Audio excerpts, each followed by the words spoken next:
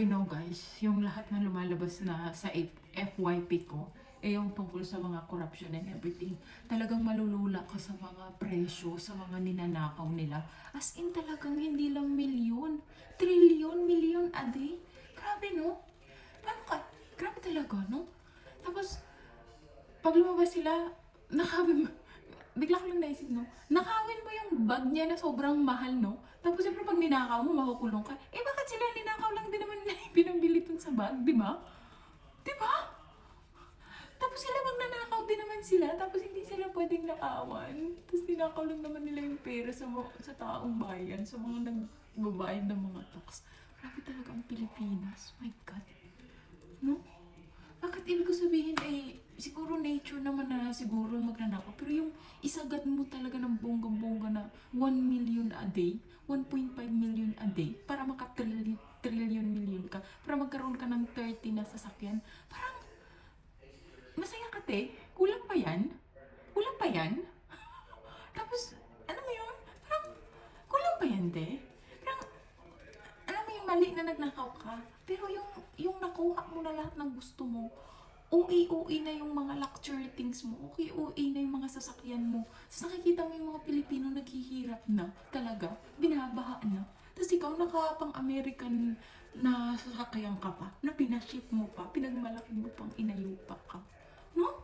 Parang hanggang, anong gusto mong ma-achieve dito sa buhay? Parang gusto mo ng, sabi nga, mga nasa 100 na daw yung sasakyan nila eh. So, ibig sabihin na, okay, magnanakaw ka, magkukontinue ka magnakaw, di ba? Hanggang sa, ano ang goal mo dito? Yung magkaroon ka ng 1 milyon na sasakyan? 1 milyon na bag? Ano?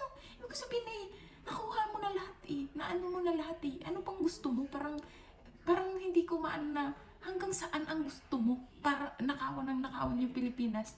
Para ano yung goal mo dito? Kasi parang nakuha mo na lahat ng goal eh. Pero ano pa yung, ano pa yung iba mong goal? Wait lang. Ano ako? So, di ba? Parang, ang gusto ko lang sigurong talagang itanong dito. Ano kayang goal ng mga magnanakaw na to, no? May mahigit na 100 ka ng sasakyan, meron ka ng sandamakmak na mga milyones na mga bag, di ba? Ilan-ilang bahay, ilan-ilang kondo, di ba? Parang ilan-ilang mansyon, di ba? Tas alam mo na pera yan ng taong bayan. So, hanggang saan ito, te? Ano yung goal mo dito? Mabili mo ang buong Pilipinas? Tapos, ikaw na lang nandyan sa Pilipinas. Mabili mo ang, 1 million na sasakyan? Alam mo yun? Yung parang, okay, I get it, na nagnakaw ka na, naging buaya ka na, and all that. Pero, ano na yung goal mo ngayon? Diba? Mabili mo yung buong Pilipinas, yung lahat ng mansyon ng tao sa Pilipinas. Tapos yung mga sasakyan mo, milyon na, milyong piraso. Kasi, di ba, mahigit 100 na sasakyan nila. O, di ba? Tapos yung bag na milyon-milyon, isang second floor na. Anong gusto mo? Di ba? Ano kayang goal nitong mga magnanakaw na ito na niba na talaga ng bonggang-bongga, no? Pero ano kayang end goal nila? Ano yung end goal nyo, mga sisi? Ano? Bilihin nyo na ang lahat ng Pilipino? Ano natin? Ay, nako, grabe. Hindi na ako magsasabi na bakit sila nakakatulog sa gabi kasi, diba, gumawa na ako ng video tungkol dyan.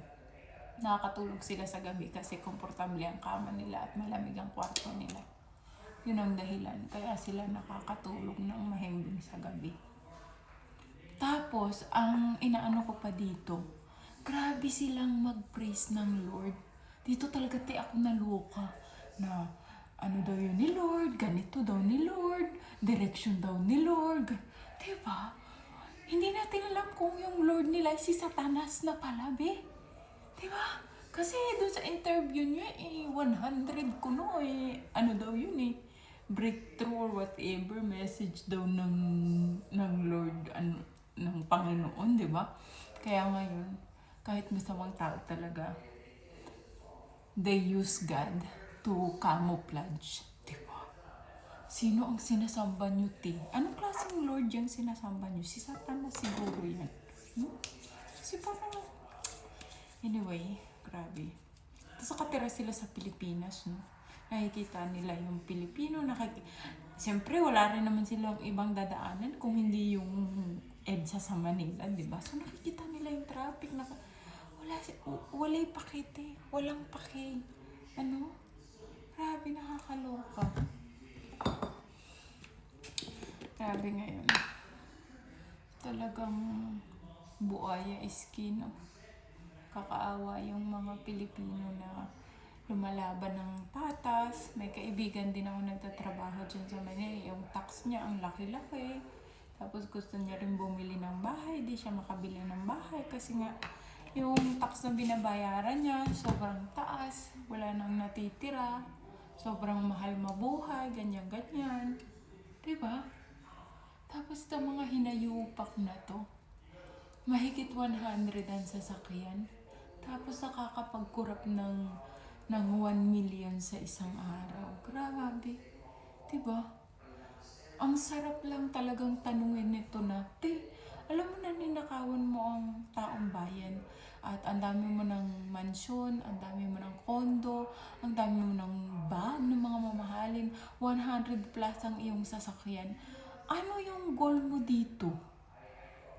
Ubusin talaga yung pera ng Pilipinas.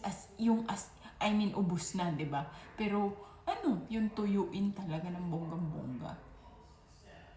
'Di ba? Anong end goal mo dito? Mabili mo yung buong Pilipinas para ikaw na lang ang nakatira diyan? 'Di ba? Mapapaisip ka, Bi. Kasi nasa kanya na lahat eh. Pero sige pa rin ang nakaw, 'di ba? Sabi nga doon sa isang interview ni bumibili sila ng condo or mansion at doon nilalagay lahat ng cash. Kasi nga, wala hindi. So, siguro, yung bangko nila puno na whatever, para hindi na rin matrace, yung mismong cash na papel, nilalagay nila sa isang bahay at doon nila iniimbak yung pera. Yung pera ng tao. Tapos alam mo ngayon, kasi nahihiring sila, busy yan silang magpulsita ng mga pera. Kung saan nila ipupulsit yung pera. Sa mga pamangkin, sa kapatid, sa itatanggalin nila yan sa nila. Baka nga nagtatransfer na yan ng mga pangalan ng mga titulo nila. So, bago pa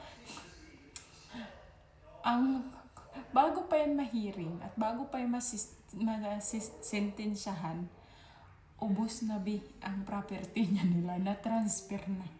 Kasi abutin niya ng taon. Tapos ang pera niya nila sa bangko baka na-withdraw na in cash na yan. Kasi pag papel na yan, hindi na yan matitrace. Diba? Busy na yan sila ngayon na i-transfer ang mga pera nila or itago in many. Ako marami ang ways sila. Para pagtingin mo sa bangko baka 500,000 na lang ang laman ng pera nila. Bangko nila. Diba? My God. Anyway.